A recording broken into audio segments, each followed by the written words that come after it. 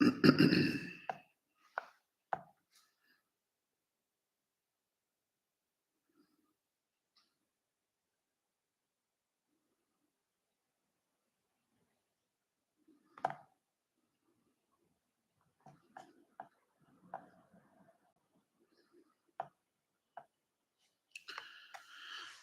amintsika hatrany ny riavana ny fahasoavana avy amin'Andriamanitra raintsika sy Jesosy Kristy Tompo.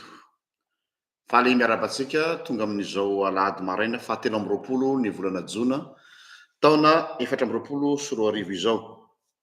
Hivavaka mialoha andrenesantsika ny tenin'ny soratra masina. Raha eo ndretondray zahay ny tamily ato amin'ity toerana ity izay natokanao hanambaranao tena aminay amin'ny alalan'ny teninao. Nitenena aminay fa ny teninao ny fahamarinana. Sokafo ny molotray hanambaranay ny teninao ary aoka tsisy zavatra voalaza afa-tsy izay avy aminao rery ihany. Amin'ny anaranao Jesosy. Amen. Ny teny efa voalahatra hoentina ho zaraina amintsika amin'izao alahady maraina izao dia arak'izay hitantsika ao amin'ny bokin'ny Korintianina, bokin'ny Paoly ao amin'ny epistily faharoa an'ny Korintianina. Korintianina faharoa toko 5 ny andininy 4:10 ka hatramin'ny andininy 8:20. Korintianina faharoa toko 5 ny andininy 4:10 ka hatramin'ny andininy 8:20. Vaky toy izao ny anaran'i Jesosy tompontsika. Fa ny fitiavan'i Kristy no manery anay, satria izao no hevitray, maty ny anankiray hamonjy ny olona rehetra, ka dia maty koa izy rehetra. Ary maty hamonjy ny olona rehetra izy, mba tsy ho velona ho an'ny tenany intsony izay velona, fa ho an'izay fa maty sy nitsangana hamonjy azy. Koa dia tsy mahalala olona intsony araka ny nofo isika. Eny, na dia nahafantatra ny Kristy araka ny nofo aza isika, ankehitriny dia tsy fantatsika araka izany intsony izy. Koa raha misy olona ao amin'ny Kristy dia olom-baovao izy, efa lasa ny zavatra taloha, indreo efa tonga vaovao ireo. Fa izany rehetra izany dia avy amin'Andriamanitra izay nampiavana antsika tamin'ny alalan'i Kristy sady nanome anay ny fanompona fampihavanana. Amen.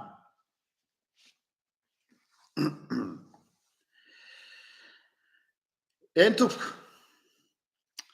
ity lohahevitra izay anjarantsika androany ity hoe ny fahafatesan'Andriamanitra. Tsy miteny akory hoe ny fahafatesan'i Jesosy. Raha izany dia efa mahazatra antsika ary tsy dia mampaninona antsika fa hoe ny fahafatesan'Andriamanitra, la mort de Dieu. Mety somary manahirana ny sofina ny maheno an'izany, tsy dia tiantsika loatra. Kanefa dia izay no hevi-dehibe ho resantsika eto androany. Asongadina amin'izany fa Kristy no tabernakelin'Andriamanitra ahafahantsika miaona aminy. Azadino tadidinao ny tabernakely, ilay toerana masina izay tenenin'Andriamanitra hoe manamboara tabernakely ho ahy Mantsamosesy, fa ao no hiaonako amin'ny zanak'Israely. Dia rehefa hiaona amin'ny zanak'Israely Andriamanitra dia miafina ao ambadiky ny andrahoan'Andriamanitra na andriafo dia midina eo amin'ny toerana io. Fa raha tsy izay tsy afaka ny aona amin'Andriamanitra ny olona. Raha vao Andriamanitra miseho amin'ny voninahiny feno no miseho amin'ny vahoaka dia tsy possible. Tadidinareo indray mandeha rehefa nangataka ny zanak'Israely hoe aleo zay mba hiresaka amin'Andriamanitra mivatana fa tsy hainao intsony manelanelana anay amin'ny Mosesy. Deo Andriamanitra hoe eny ary asevy miomana zareo.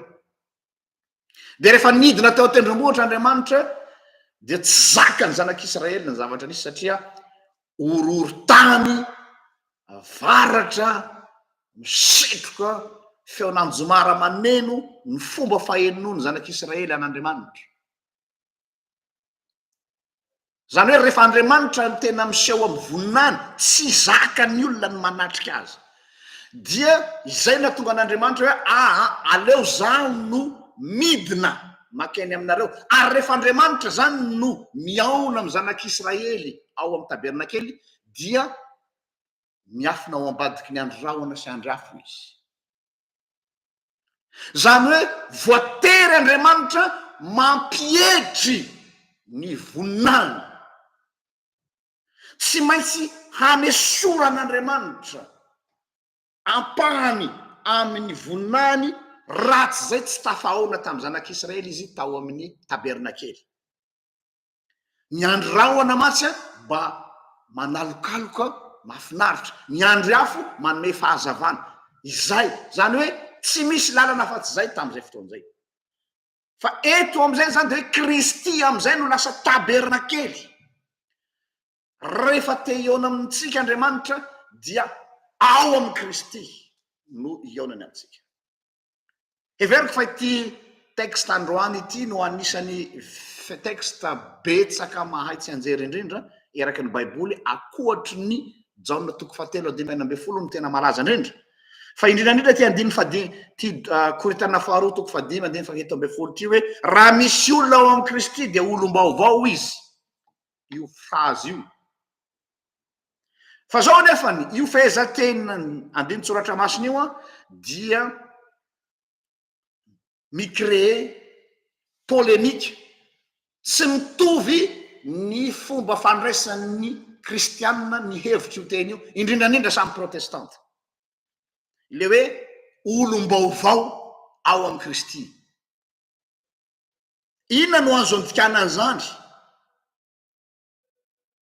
hoe tena lasa olona vaovao tanteraka tsy misy ifandraisany tamin'le olona taloha intsony ve rehefa ao amin'ny Kristy ny olona anankiray io le lazainy olo hoe efa convertia efa manana an Jesosy efa ao amin'ny Kristy dia za tsy sy ifandraisany amin'le olona taloha intsony misy olona le mijoro vavolombelona ireny rehefa hoe nandray an Jesosy niova fo tonga pino taloha ny fokasigara zao tsy fokatsony taloha ny sotrotoka zao zay zany matetika ny henontsika fizana vavolombelona fantanina mipetraka de hoe tena tsy misy ifandraisany amin'le olona taloha intsony ve le olona milaza azy olona vaovao zany hoe tena niova tanteraka novana tanteraka ve izy sa inona no heviny hoe ao amin'ny sa hoe Kristy no manomboka eo no ao aminy miaradia aminy dia izany no mahatonga ny zavatra rehetra ho lasa vaovao eo alohany averika ny interprétation ray de hoe le olona mihitsy no lasa olona hafa tanteraka raha tsorona mahitsy de hoe tsy manota intsony izy tsy mahay manota intsony izy fa efa novaraka tonga olom-baovao tsinaka nouvelle création sa hoe Kristy tonga ao aminy miaradia aminy miaramonina aminy ary zany no matonga ny zavatra vaovao daholo ny zavatra rehetra rehefa Kristy no miaraka aminy ireo no tendance anankiroa tsy mifanome eo amin'ny fanazavana ny Korintiana 2:5-17 io mba hanazavana bebe kokoa ny ty 7:10 ty dia ianako tsiny indrindra satria rehefa manao eviteny moa ampianariko ny mpianatra toriteny ao amin'ny sekoly biblika voatsinapy de zao hoe tsy maintsy jerenao ny dikateny maro samihafa mba azahoana ny hevitry ny teny dia rehefa nijery ny dikateny anglisy aho ary ny zafady ny teny fototra ny teny grika ity 5:10 ity hoe fa lasa ny zavatra taloha indro tonga vaovao zany de nijereko ny dikateny fototra ary ny nandikany baiboly anglisy zany arabaky teny de izao no lazany azy ialako tsiny aho fa tsy maintsy hotononiko le dikateny anglisy am'le Korintiana 2:5-7 Therefore if anyone is in Christ he is a new creation the all things have passed away efa lasa ny zavatra rehetra passed away you expression you passed away behold has come into being the new. Efa lasa ny zavatra rehetra, passed away. Io parti faran'io no m'intéressé ahy. Io expression passed away io amin'ny teny anglisy de hoe raha atao dika teny mahitsy ve de maty, hoe efa lasa ny zavatra rehetra, efa maty ny teo aloha. Tena maty tokoa ve ilay olona teo aloha, na koa hoe disparaître le passed away, zany hoe efa nanjavona, tsy misy intsony le teo aloha, izay ve ny dikany. Rehefa tena dedinao le tena passed away amin'ny expression anglisy dia ilazana hoe lasa niampita nafindra toerana, izay no tena hevitry le passed away. Efa lasa ny zavatra taloha, le passed away fomba fiteny amin'ny teny anglisy hoe marina fa miteny hoe maty ranony, he passed away, nodimandry ranony. Fa étymologiquement parlant le passed away de hoe nandao atsika ranona, dika le nandao de hoe lasa nifindra lasy, nifindra monina. Zany hoe ny fahafatesan'ny olona zany amin'ny teny anglisy hoe passed away de hoe nandao atsika ranona ka nifindra lasy, na transféré, nafindra toerana. Io famaritan'io no nyraisiko. Efa lasa ny zavatra taloha indro tonga vaovao ireo, nafindra toerana, fa tsy teo amin'le toerana nisy azy teo aloha intsony izy. Fa tsy hoe maty dans le sens hoe maty tanteraka. Io le hoe transfert io zany no voambolana tandrify eto kokoa. Transféré, raha vadiko zany averiko le vaky teny hoe raha misy olona ao amin'ny Kristy dia tonga olombavao izy, efa tafafindra amin'ny toerana hafa izy, fa tsy teo amin'le toerana teo aloha intsony. Transféré, nafindra toerana. Ny olona ao amin'ny Kristy zany, satria zay lazaina zay raha misy olona ao amin'ny Kristy, dika le hoe ao amin'ny Kristy de zao nafindra ao amin'ny Jesosy izy. Transféré ao amin'ny Jesosy. Ho antsika zay manao informatika, manao jero tsara ny fichier-nao, clic droite, transférer le dossier vers, afindranao any amin'ny disque dur ve sa afindranao any amin'ny clé USB ve sa afindranao any amin'ny cloud ve sa afindranao any amin'ny OneDrive. Transférer, batainao, zany hoe ongotanao teo izy, esorinao teo izy, de afindranao toerana izy. Izay le hoe transférer. Izay ny dika le hoe ao amin'ny Kristy, nafindra toerana ao amin'ny Kristy. Ary izay famindrana toerana anao ao amin'ny Kristy zay no mahatonga ny zavatra rehetra ho vaovao, satria le toerana misy an'i Kristy tontolo vaovao. Tsy enao no lasa vaovao dans le sens hoe tena tsisy ifandraisany amin'ny taloha intsony, fa lay environnement, lay tontolo, lay zavatra iainanao ao no vaovao, de mahatonga anao ho lazaina hoe olona vaovao. Fa tsy hoe enao no tsy mpanota intsony, tsy hoe enao tsy manao ratsy intsony, tsy zay. Tsika manana tsara fa mbola mijanonao mpanota zato isan-jato ny olona, ary marina zato isan-jato. Izay indrindra no nahatonga ny Martin Luther ny teny hoe mpanota zato isan-jato ny olona ao amin'ny Kristy, ary marina zato isan-jato, satria nafindra toerana ao amin'ny Kristy izy, ka ilay toerana misy azy namindrana azy no mahamarina azy, fa tsy no izy no mahamarina azy. Inona no mahatonga antsika ho lasa olom-baovao arak'izay koa, sy le hoe nafindra toerana ao amin'ny Kristy.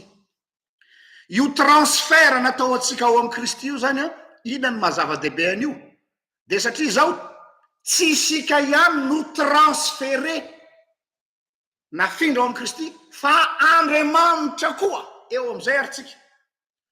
Mba ahafahantsika tafahaona amin'Andriamanitra, de tsy maintsy ny transférena ao amin'ny Kristy olombelona Andriamanitra, zay tsika vo afaka miaona amin'Andriamanitra. Ary rehefa ny transférena ao amin'ny Kristy olombelon'andriamanitra dia tsy maintsy mifoanany ny tenany. Io le lazay ny tenin'ny teolojiana hoe kenos, il s'est vidé de lui-même. Filipianina 4:2. Nifoanany ny tenany fitovinany tamin'andriamanitra ka nitovizany endrika amin'ny mpanompo. Raha tsy mifoanan'andriamanitra ny maha izy azy ny tenany, tsy possible ny niaonany amin'ny olombelona ao amin'ny Kristy. Noho zany zany Kristy lasa lieu de transfert. Andriamanitra transferena ao amin'ny Kristy ny maha Andriamanitra azy mba hahafahatsika miaona amin'Andriamanitra, ary isika olombelona koa transferena ao amin'ny Kristy mba hahatonga atsika ho tafaray amin'Andriamanitra. Hoy Philippe Mélenchon, mpianatry Martin Luther, zay milaza hoe en teny frantsay no lazako l'expression on ne connaît Dieu que dans son humanité. Averiko ndray, on ne connaît Dieu que dans son humanité. Ozy izy Philippe Mélenchon zany hoe tsy afaka miafantatra an'Andriamanitra ny olombelona raha tsy ao amin'ny maha olona an'Andriamanitra no manambara tena amitsika. Satria raha mamaky ny testamenta taloha nareo, tsisy olona nahita an'Andriamanitra ka ho velona zao soratra masina. Vao nahita ny ebaneban'akanjony fotsiny ny Isaia dia nikarapoka tamin'ny tany saiky maty. Toy zany Daniel. Noho zany raha te ho tafaray amin'Andriamanitra indray ny olombelona dia tsy misy lalana afa-tsy ao amin'i Jesosy, satria no transferena ao aminy zany rehetra zany. Ka rehefa transferena ao amin'i Jesosy zany dia tsy maintsy nafoy ny ampahany betsaka ny voninahiny mba hahafahatsika mahita azy. Izay natonga an' Jesosy ny teny hoe tsy fantatrao vary Filipo fa zay nahita dia efa nahita an'Andriamanitra. Amin'ny teny hafa dia hoe le Christ est le visage du Père. Tsy raha te hafantatra an'Andriamanitra atsika dia Kristy ozy izy no endrik'Andriamanitra. Le Christ est visage du Père. Noho zany dia tsy maintsy nofoanan'Andriamanitra ny tenany mba hahafahany manambara tena ao amin'ny Kristy ka ahafahatsika mifandray amin'ny maha-Andriamanitra azy. Nisy teolojiana malaza anankiray milaza azy amin'ny fomba hafa koa. Jürgen Moltmann, efa nodimandry vao volana vitsivitsy izay, ray volana lasa izay raha tsy diso nanaovako annonce teto en page. Namoaka boky anankiray izay niteraka polémika betsaka dia hoe le Dieu crucifié. Ilay Andriamanitra voaomby, izy tsy miteny hoe Kristy voaomby fa ilay Andriamanitra voaomby. Manelingelina ny sofintsika mantsy ozy izy Moltmann maheno an'izany hoe le Dieu crucifié. Ny mahazatra atsika dia hoe le Christ crucifié. Zany efa eny izany tsy mahalala an'izany hoe Jesosy voaomby tamin'ny hazo fijaliana, efa malala. Fa raha hiteny hoe voaomby tamin'ny hazo fijaliana Andriamanitra, non. Manelingelina ny sofina zany, blasphème zany. Aiza isy Andriamanitra voaomby amin'ny hazo fijaliana zany? Tsy fiteny zany. Kanefa dia lazainy Moltmann tsara. Ary mitenin'ny soratra masina raha tokoa manamafy an'izany amin'ny asan'ny apôstôly manao hoe tsy misy famonjena hafa ivelan'ny omenan'ny olombelona ozy izy aty ambany masoandro ivelan'i Jesosy Kristy. Ny antony dia satria ny fahafatesany no ahafahatsika mifampikasokasoka sy mifanerasera amin'Andriamanitra. L'humain est uni au divin grâce à Christ. Ny olombelona dia tafaray amin'Andriamanitra indray ao amin'ny Kristy, satria amin'ny alalan'ny nofony Kristy no nafahan'Andriamanitra tafahaona indray amin'ny nofony olombelona. Dia mbola averiko indray koa raisiko ihany koa ny tenin'ny Philippe Mélenchon zay nanome ohatra hoe ny fahafatesan'ny Kristy ozy izy dia io ozy izy no lala tokana ahafahan'izao tontolo izao, ahafahan'ny raha olombelona indray miverina ny fampikasokasoka amin'Andriamanitra toy ny tamin'ny andron'ny Adama sy Eva tao amin'ny Saedena. tadinareo raha mamaky ny genesis anareo rehefa tonga ny ariva de ino andriamanitra mitsangatsangana ao amy zany hoe ahafahan'le humanité mifampikasokasoka am'ilay divinité ary zay mahatonga an'ireo karazana développement personnel rehetrarehetra am'izao fotoana zao a miezaka raha matsikaritra nareo na ny mpanao méditation zany na ny mpanao gnosticisme zany na ny mpanao zavatra de hoe trandraozy izy le côté divin ao aminao diso zany isika tsy mitrandraka ny côté divin fa ny divin mihitsy no tonga ao amitsika tsy isika no mandeha mitady ny divin mais c'est le divin qui vit en nous. Eo fanantenenako hoe misy roa ihany ny fivavahana eto ambony tany soit ny fivavahana avy any an-dany avy aty ambany no manakatra an'Andriamanitra soit ny fivavahana avy any an-dany avy any ambony no midina manatona ny olona ny fivavahana tena izy dia Andriamanitra no midina manatona ny olona. Le divin rencontre l'humain et non l'humain qui cherche le divin. Impossible ho an'ny humain ny mikatsaka ny divin ary zay mahatonga azy manompo sampy satria ny olombelona mikatsaka ny divinité raha vao ny olombelona mikatsaka ny divinité dia miafara any amin'ny fiakofana any amin'ny rano miafara any fiakofana amin'ny vato miafara amin'ny fanompona devoly fa ny divin no manatona ny humain ary ao amin'ny Kristy zany no tanteraka. Kristy no taberna kelyn'Andriamanitra. Polémika be ho iaho ity loha hevitra ty hoe maty Andriamanitra.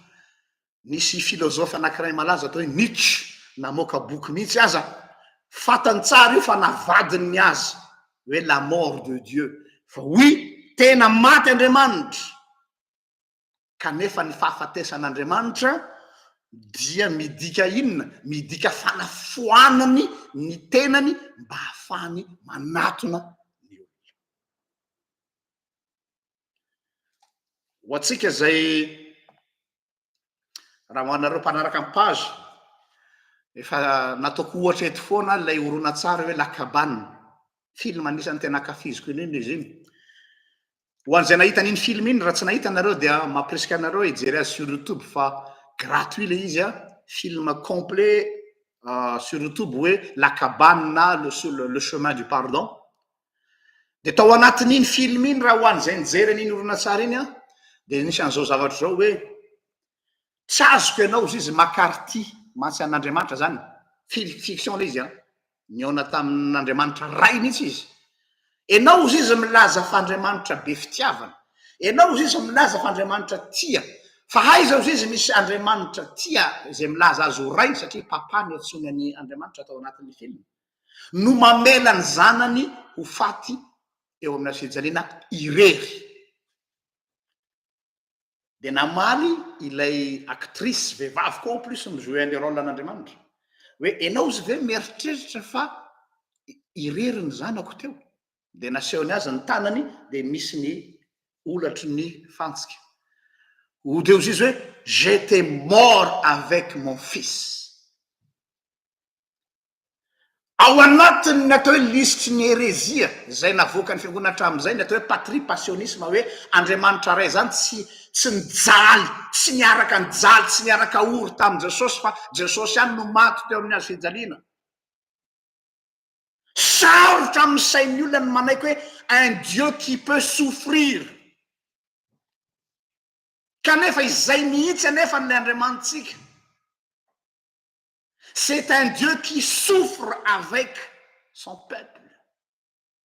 Jereo tsara ny dikan'le hoe Andriamanitra monina miaraka amin'ny zanak'Israely tany anefitra teo afovoan'ny campement. Raha jerenareo ny tobon'ny zanak'Israely eo afovoan'ny tabernakely de manodidina azy ny zanak'Israely. Zany hoe Andriamanitra miara-monina amin'ny olona dans le désert. Toy zany koa Andriamanitra safady ny zanak'Israely tany fahababona. Nieritreritra ny zanak'Israely fa Andriamanitra dia tavela any Jerosalema fa Andriamanitra tsy hipetraka any fahababona zany fa nipetraka any Jerosalema ao amin'ny tempoly. akory ny agagany zanak'Israely fa Andriamanitra miaraka amin'ny olony tany fahababona matona nangana andry Ezekely ry Jeremia sisa tany am-pahababona. Andriamanitra miaraka amin'ny olony toy zany koa tany Egipta efa hitako ny fahorian'ny oloko tany amin'ny zany hoe Andriamanitra miara-miosona amin'ny olony ny Andriamanitsika. Ary zay mahatonga azy ny teny hoe fantatro ny ondriko. Tsy mitovy amin'ny mpanao politika na ny olona mpanao fampanatana apôkaty fantatro ny fahorianareo nefa izy tsy midioka akory ny ampahazatony zavatra iainan'le olona. Fa zay le hoe Dieu est avec nous. Andriamanitra miaraka amitsika, miaraka mifampizarany manta sy ny masaka amitsika. Ka raha fitiniko ny zavatra rehetra zay nolazaiko teto dia voambolana anankitelo matoateny telo mahafitina azy de hoe ny olona ao amin'ny Kristy zany de zao olona misy verbe anankitelo arraché, transféré, lié. Zany hoe zay olona ao amin'ny Kristy de nongotana tao de nafindra ary dia no grefena na natambatra amin'ny Kristy. Ary zay mahatonga azy olom-baovao. Tsy hoe izy ny lasa vaovao fa noho izy natambatra amin'ny Kristy dia Kristy ao aminy no mahavaovao azy.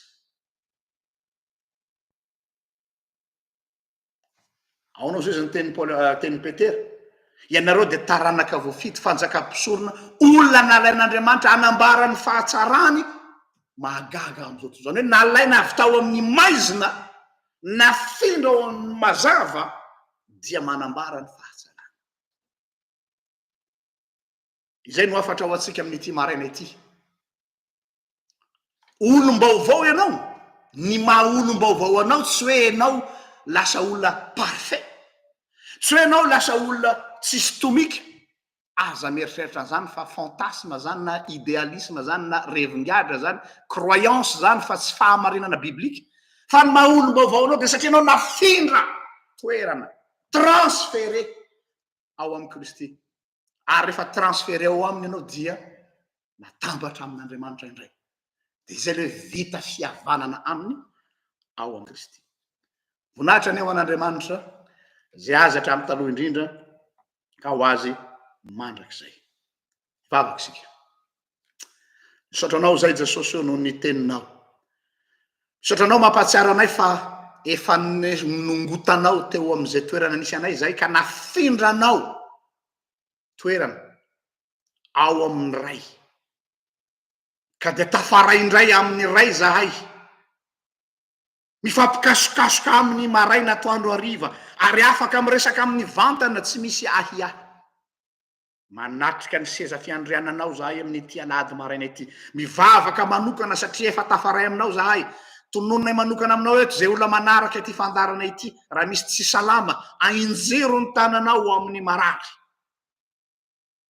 Ka tonony amin'ny fanasitranana tahaka nataonao tamin'ireo marary reo hoe betao ny fandrianao.